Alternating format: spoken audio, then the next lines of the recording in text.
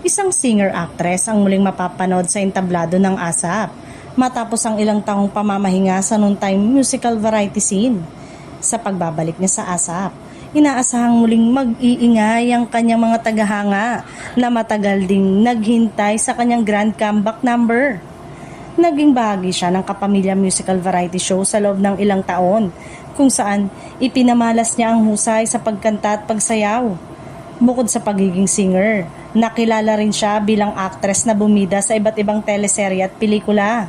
Dahilan para magkaroon siya ng solid fanbase sa loob at labas ng bansa. Ayon sa ilang insider, matagal nang pinag-uusapan ang kanyang pagbabalik ngunit ngayon lamang ito natuloy dahil sa maingat na pagpaplano ng kanyang mga proyekto. Malaki umano ang magiging papel niya sa mga special na production number sa mga susunod na linggo, lalo na sa mga team episode at anniversary special ng programa. Hindi rin maikakaila na ang kanyang pagbabalik ay makapagbibigay ng dagdag na excitement sa mga manonood. Kilala siya sa kanyang powerful vocal at stage presence na talaga namang bumibihag sa audience. Kaya naman inaasahang magiging trending muli ang kanyang performances sa social media. Samantala, nagpahayag ng pasasalamat ang singer-actress sa mainit na pagtanggap ng ASAP family.